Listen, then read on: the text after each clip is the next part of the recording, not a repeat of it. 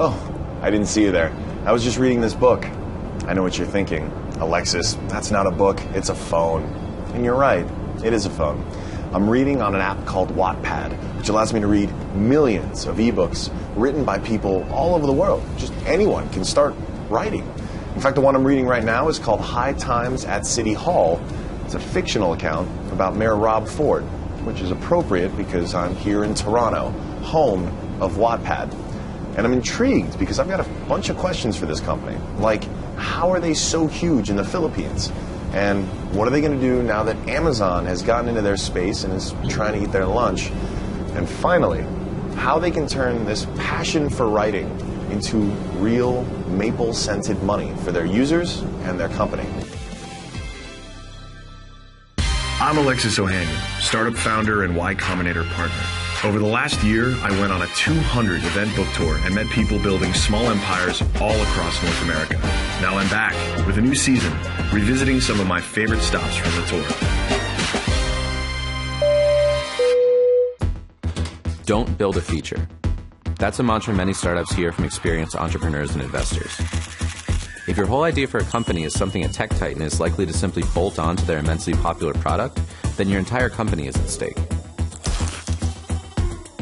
For Wattpad, which built a platform for collaborative writing, this challenge takes the form of Amazon's newest venture, Write On. Amazon has a history of squeezing smaller competitors out of business, and Write On will connect with the company's immensely popular ebook store and Kindle devices. Wattpad has a big lead, with millions of users already contributing writing regularly. Now it will need to figure out how to stop Amazon from stealing its thunder.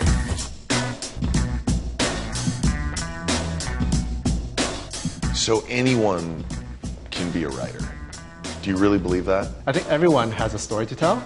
I think to tell it in a compelling way, in a way that is interesting for readers, takes practice. You need to learn that, right? And I think Wattpad becomes a tool and a platform in which you can do that. You have an idea?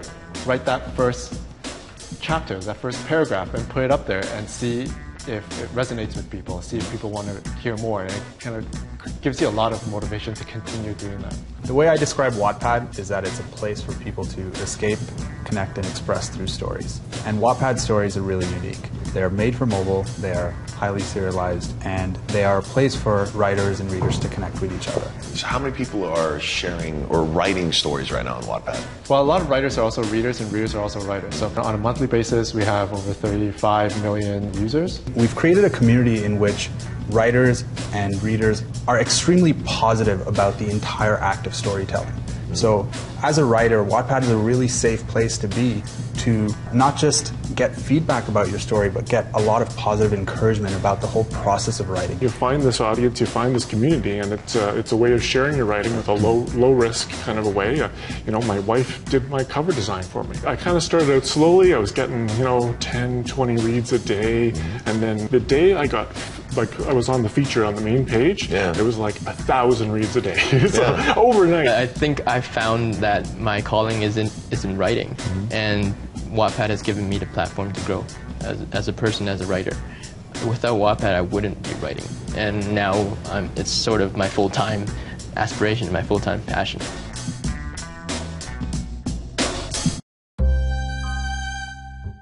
What are some of your biggest success stories? Anna Todd, she started writing a One Direction fan fiction on Wattpad last year.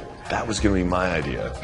She's gotten over 1 billion reads on Wattpad, and Simon & Schuster published her book, and Paramount announced a film deal.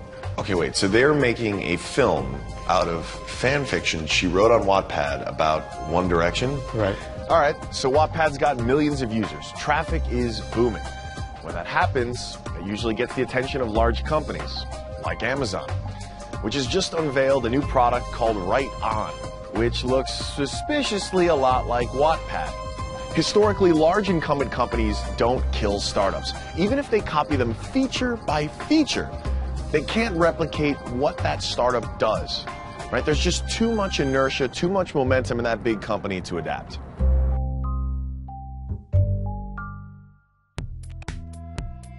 So it's always flattering when an incumbent tries to copy a startup, right? Amazon's got their Write On product. What's the argument for using Wattpad, continuing to use Wattpad as opposed to Amazon's new thing? Amazon's Write On is very interesting. They really kind of repackaged their Kindle. It's still very much transactional based on a finished piece of work. So with Write On, writers are writing their whole story, handing it over to Amazon, and praying that Amazon picks it up and decides to publish it for them. Most writers on Wattpad are not looking for that. Most writers on Wattpad, they have a story to tell, right? And the way to do that is, from day one, start connecting, start building readers. So I think Amazon's approach is very much kind of based on their existing model of getting content and selling it to readers. Yeah, Amazon has done a very good job, certainly in the e-reader market and getting penetration there. But they still started out as a logistics company, and in many ways they still are, like moving physical things, whether it's by drone or by messenger or whatever, they're still moving physical atoms. Going forward, without all of the baggage of physical infrastructure, you all are seeing the world pretty much how I think most of us will assume it is going to be in 10 and 20 and 30 years. So I wonder, what is the new world of publishing 10 years from now when Wattpad is the incumbent? 5-10 years from now, the content is going to be free. And then it's about how do writers make money after they've given away their free content. Not all that different from musicians today. So we started back in 2006. All right. This was, imagine a time, 2006. I was alive then, I remember. Before iPhone, before the Kindle, before Android. Social media didn't really exist. Exactly. I love reading. I read a lot. And I want to read wherever I happen to be. And there was really no other way to do that. All I had on me was my old Nokia candy bar phone. And I thought, well, I'm an engineer. I can figure out a solution to this. So over a weekend, I put together this prototype that was really the first cloud-based e-reader. That is, you go to the website, upload your story, and then poof, you can read it on your phone. And I pinged, a bunch of people that I knew, reached out to Alan, my co-founder, and he said, you know what? I'm working on a similar idea. We need to get together. Wow. And cloud wasn't even a buzzword back then. No. Like, it's ahead of the game. We were really excited, and then we blasted out to all our friends, posted it on, on blogs and forums and the like, and then nothing happened. Nobody was using it, right? Everyone thought it was crazy. Like, why would I want to read on my tiny mobile phone? It didn't make any sense, right? So I would say the first couple of years was a pretty slow grind. And then when did you know you were onto something? I think as devices got more sophisticated, the screens got larger, data plans became more available. That's when we started seeing users kind of really adopt this in the way that we had originally envisioned. That is, using a mobile phone as your primary reading device no matter where you were. This is Wattpad? This is Wattpad. And I'm told there are millions of authors using this to write stories, and they're all here? No, they're all over the world. But we have about 100 people who are full-time employed here. Okay. All of the titles that are on here are titles of actual stories that are on Wattpad. Zombie rock. That's really good. Product team in here. We've got community team working in here. No office is really open concept, open layout. And that just allows us to all collaborate and connect with each other.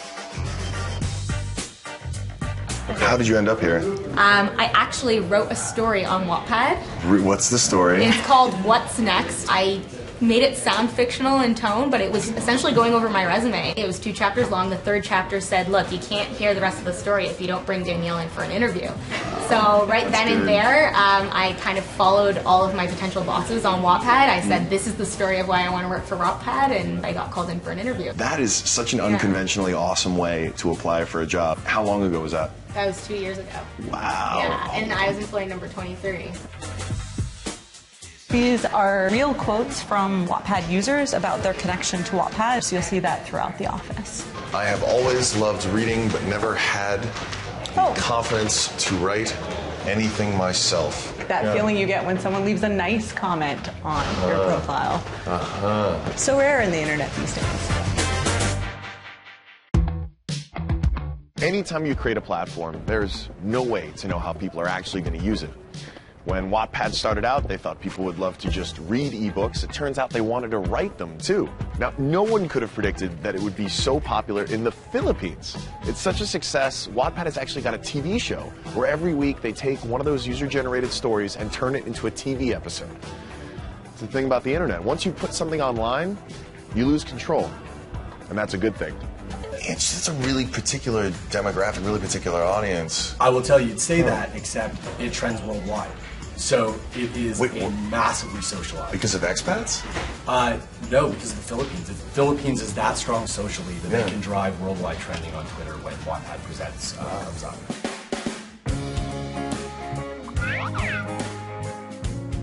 Did the show come about because some, I don't know, producer in the Philippines was like, this thing is amazing, everyone loves this content, we want to produce a show out of it? Like, which comes first? Does Wattpad see all the traffic and then find people in the Philippines to produce the show, or is it the other way around? This one was pretty organic. Like, Wattpad was already really big in the Philippines, and so it was sort of already at that household name phase where, you know, people are spending like billions of minutes on Wattpad, and so they really already knew about Wattpad.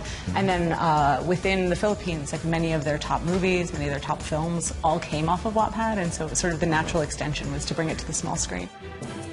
Excuse me!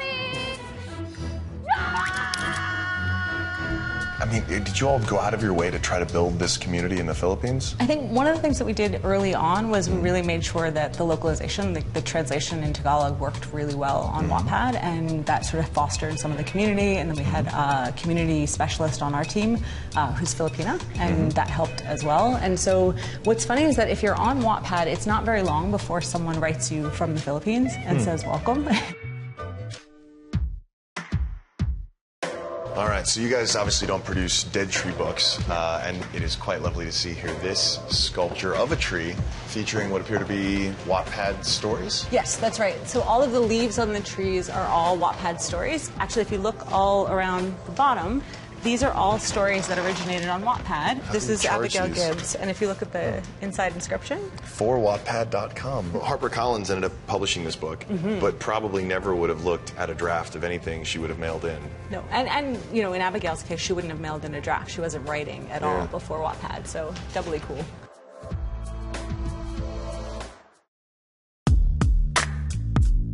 What does this mean about the role that traditional publishers are playing?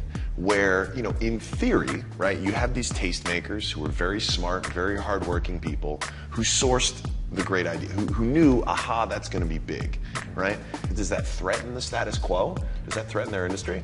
I think they're diversifying their bets, so to speak. So they still do a lot of more traditional publishing, but at the same time, they see that stories like Anna's After is getting over 1 billion reads online. They know, okay, there's something here, and they want to make sure that they're in tune with the current audience space, right?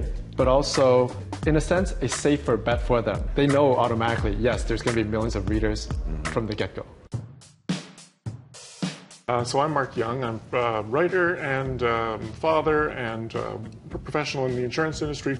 And I've been a writer my whole life, but always have had the full-time job thing going as well, you know, feed the family and all that. But it's, my writing career has kind of taken off in the last few years, and Wattpad's been a big part of that. What did Wattpad do to change the game? The platform and how the reader interaction was kind of so easy to have happen.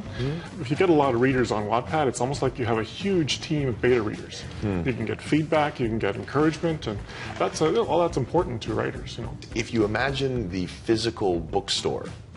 There are some viewers who have never been inside of a physical bookstore, but take my word for it, right? From the olden days. There were shelves, there were spaces that were divided in sections by genre. Yeah. It would have been rare, I think, in a purely physical world for someone who is into, you know, young adult One Direction fan fiction to have stumbled into, say, your section. Yeah. What does it mean that you get exposure to just a broader audience, that sort of serendipity? Is that helpful for you, or is it frustrating? You just like, get off my lawn? Yeah, not at all. No, I think that's it's good, and I think that kind of cross-genre pollination that Wattpad allows. It's like everybody's all in there together, and somebody follows you today, and you kind of go and look on their profile, you see what's on their reading lists. It's a very collaborative kind of, everybody's sharing interests and enthusiasm. Everybody's a really enthusiastic reader, which is amazing. I mean, this day and age, like, teenagers are out there reading a lot. Like, they're just not reading in the way people used to think about what reading meant. What kind of feedback do you get from the Wattpad community? It makes it mean so much more. Because the stuff I write sometimes may be limited in terms of what I've envisioned, but readers come in with their own perceptions, their own backgrounds, their own education and ideas, and it becomes a collaborative process. What does a company like Wattpad do for you as a writer when, I mean, you could be publishing every day? So it kind of liberates me from the need to have like perfect writing right off the bat and just bring out the first draft, and it takes a lot of courage to do that. But I think when you keep practicing, you can get a lot of techniques and you learn a lot of skills that you need.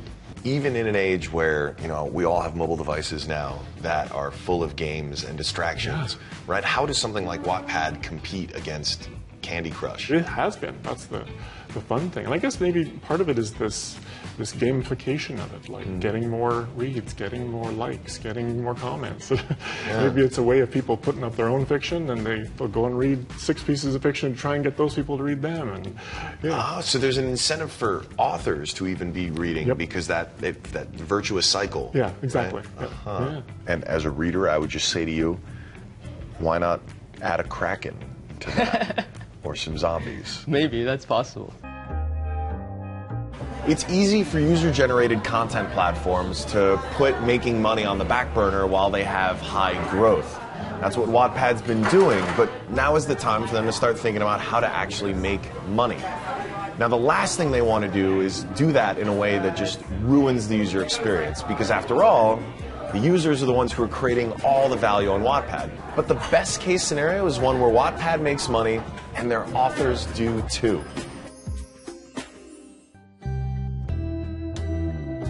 Let's go a few years in the future, right? Let's assume this momentum continues and this continues. What is the next logical step? Are you thinking ahead? How can I make this into a career? I would love to find a way to make it into a career, but I mean, it's a crowded space, and as you say, we're always in competition with the latest app, latest game, latest TV show people are watching on the subway. You know, there's a lot of content out there. So, I mean, I think storytelling is a kind of content-driven thing, no matter what the space is you're trying to fit it into. So I'll keep on working on that. Are you making any money from it? Currently, not yet, but hopefully soon. What is your dream scenario? I mean, you're putting in serious hours, producing stuff that people clearly love. It seems like there should be a way for you to be able to get compensated for this in some way so that you can keep doing it. I was actually just in a meeting with another Wattpad staff talking about ways to monetize the writing process and help authors out on a career. So I think that's something we're still working on. I have a lot of multimedia work that I'm doing. I've created with a local artist, collaborated on these cell phone charms, coffee bean cell phone charms. We want to really help writers close the loop. So for the writers that are very, very serious about writing and want to make it a career, we want to give them options and opportunities to actually monetize. So what are some of those options? Yeah, so there's a number of things that we're experimenting with right now, and that we, you know, I don't really know if I can talk about it in too much detail, but really the main motivation is that we want to help writers make money off of not just their story, but also the relationship that they've built with their audience. Last year we tried this experiment that was sort of a fan funding initiative where we gave writers this platform where they could sort of activate their fan base to help them fund their next story or their next book that they were writing. So that was one way in which we helped writers actually, you know, make money off of that community itself. So kind of like the crowdfunding model. Right. And so a writer, because she already has the relationship with her fans, doesn't have to take them to another platform. Can say right within their platform, hey, I want to write this book. Yeah. All right. What motivates writers, people who have other jobs, in some cases, to spend all this time and energy writing for free? To get their story heard. In the old world, you write, you know, you spend weeks, months, years writing your manuscript. You send that around to the publishers, and they reject sending you a letter, thanks, but we're not interested. That's very demotivating. So the main motivation is really telling a story, having people read it and appreciating it. That's a main motivation for writers. And like you said, at the end of the day, yes, there are going to be people that are looking to make money from their work. But I believe, first of all, that's a small portion. And secondly, we're going to evolve new ways for these types of writers to make money after they have given away their content for free. What do you want to be doing? What is the dream gig for you? 5 years traveling the world and writing a novel in every country I go to. It's not a bad gig. Do you think, is Wattpad going to be part of that vision? Definitely, yep. I think reaching out to readership online is a part of the industry now. Like, we can't be separate from that. People no longer just pick up a book and read it, but they're involved in the social media, they're involved in the author's life. So that's definitely going to be part of it. I think first drafts will always go on Wattpad and see what readers think about it. I always believe in what Cory Doctorow says, is that the worry is not that people will read you for free, it's that they won't read you. So just getting your work out there just be read. Yeah, be read. It's fitting that here in an international city like Toronto, Wattpad has been able to build a global platform for authors to write works that can be read all over the world. They've been able to connect millions, give people a voice that doesn't require a book deal. That's awesome. They've built a great platform. The question is, can they build a great business too? Wattpad thrives because of its devoted users who continue coming back to the service. Whether you run an online community like Wattpad or a brick-and-mortar retail store, building customer loyalty is essential to getting returning customers. Try giving your business a personal touch by sharing photos of you and your staff on your company website. Or why not offer specials and online discounts for returning customers? Loyalty cards and giveaways are easy ways to bring back customers and cost next to nothing. If you have a brick-and-mortar store, use the space to host special events for customers. From workshops and demos to guest speakers, these events are a great way to offer more and remind customers why they should be coming back. For more business advice, visit AT&T's Business Circle.